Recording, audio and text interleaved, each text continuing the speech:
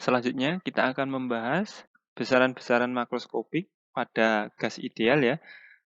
Kita akan memulai dengan hukum Boyle.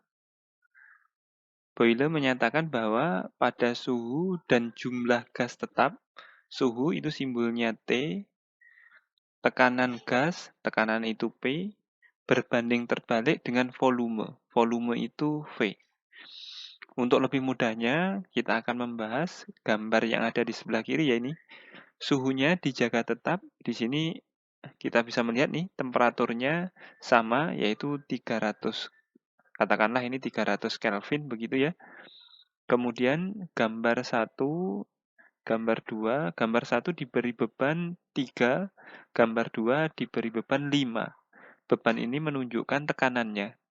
Kita bisa melihat di skalanya ini P1 nilainya 1 atm, kita tulis ini atm, kemudian P2-nya ini 1,3 atm.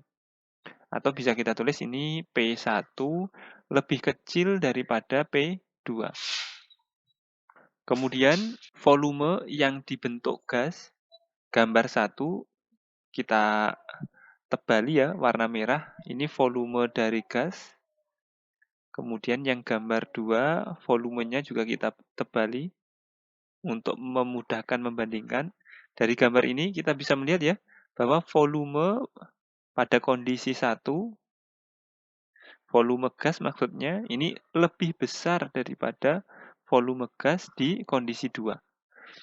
Ini sesuai berdasarkan hukum Boyle tadi, yaitu suhunya yang dijaga tetap, tekanannya berbanding terbalik.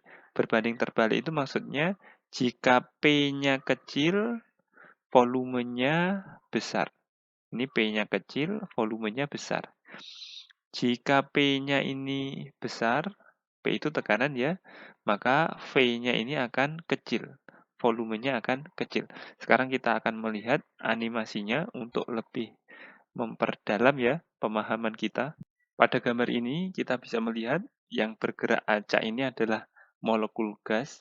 Kemudian ini adalah silinder dari piston ya, yang dibatasi oleh volume tertentu. Kemudian yang ada skalanya ini adalah tekanannya. Kita akan melanjutkan animasinya.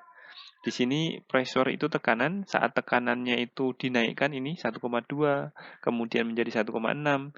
Kita bisa melihat nih, volumenya menurun. Awalnya 50 menjadi 37,5, menjadi 30, menjadi 25.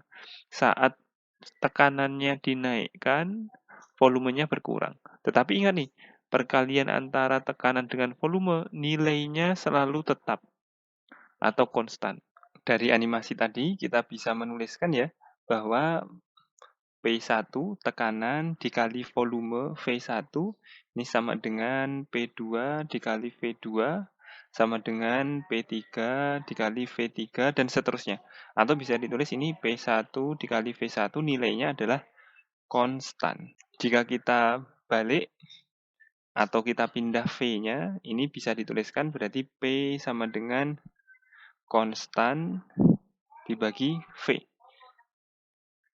Persamaan ini menunjukkan bahwa tekanan berbanding terbalik dengan volume.